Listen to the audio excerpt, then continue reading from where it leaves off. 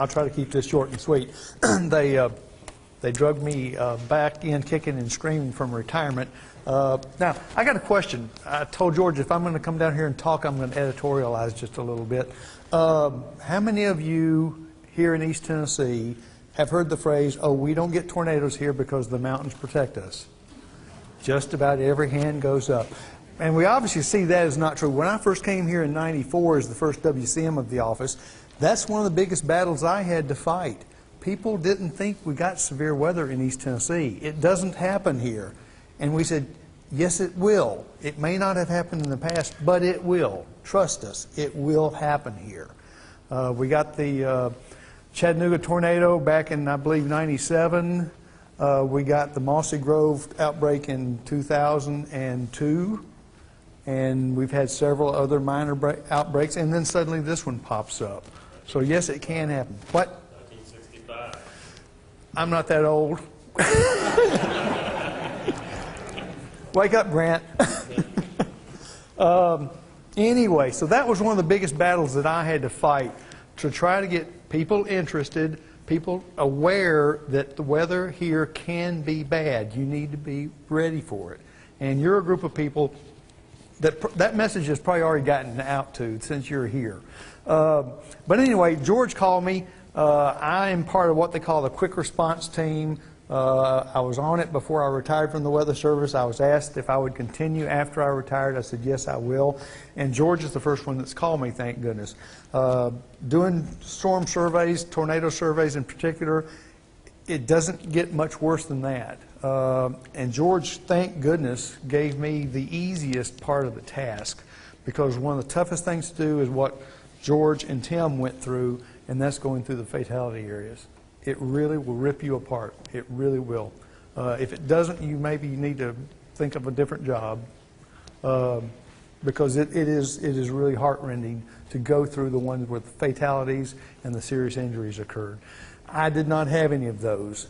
Started out in Newport, worked the one there right in Newport, tracked it start to finish. Then went on down into Sevier County. Didn't actually find the stuff in Sevier County. That stuff came up a little bit later when they got a little more information about where it was physically located, down into Blount County. Did the Greenback one. Went back the next day, started, I believe it was in, actually started in Knox County, because on my drive back from Blount County, I actually saw where what I thought was a track, and I said, I'm too tired to work this right now. I'll catch it tomorrow. And that's one thing you have to sometimes do, is just say, I can't get any more than I can right now.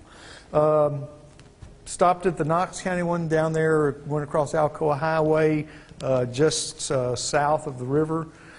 Then on down into Blount County a little bit more, see if I could pick up some more stuff there, but did not. And then started working Monroe County. And Monroe County started driving me a little crazy, because that's the first place I ran across the multi-tracks. The first tornado I went to in Monroe County, the EMA director said that, you know, you always hear these eyewitness reports, and some of them are pretty good, some of them are a little confusing, and you have to kind of judge where they are.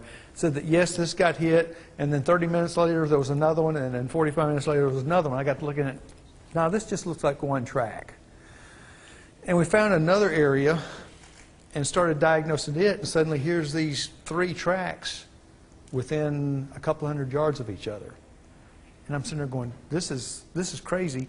And I literally had to kind of stop at that point and say, my mind's going to overload. I can't absorb any more of this. So I had to go back to the office, kind of decompress a little bit, take some more looks at it, and then suddenly it dawned on me, this is what's going on. So went back the next day with fresh eyes, found all the different tracks. I think we wound up with 9 tracks in Monroe County. And when I was chasing one of those tracks, here's the eyewitness stuff again.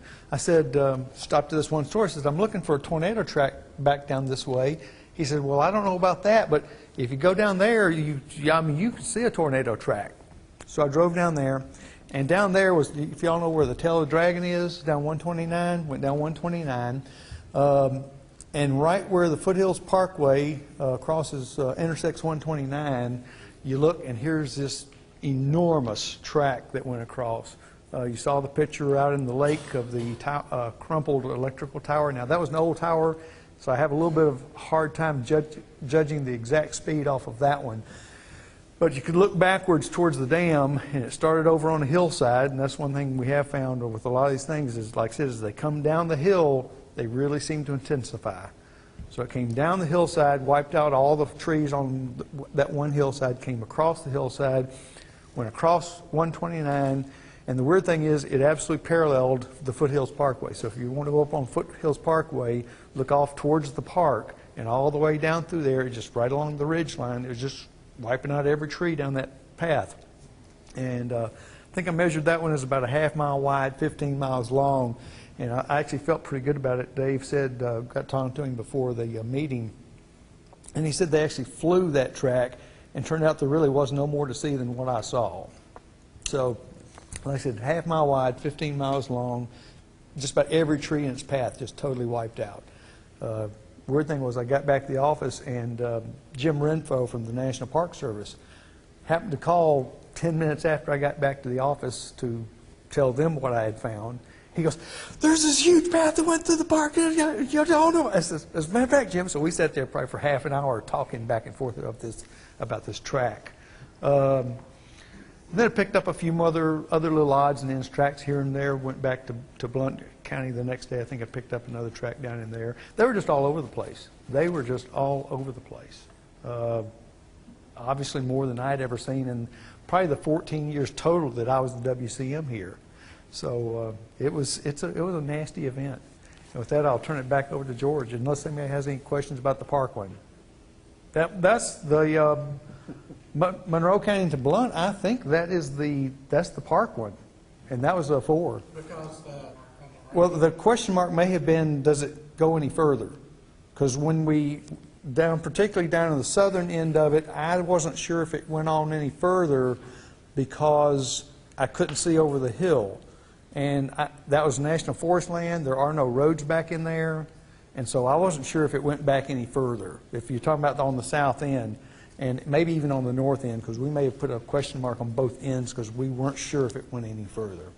I think that was where does it go any further, north or south? Because one end went into the national forest and the other one end was in the national park. So it was. Yeah, I think they kind of intersect. I think they kind of overlaid each other, is what I understand. Yeah, so that's why that one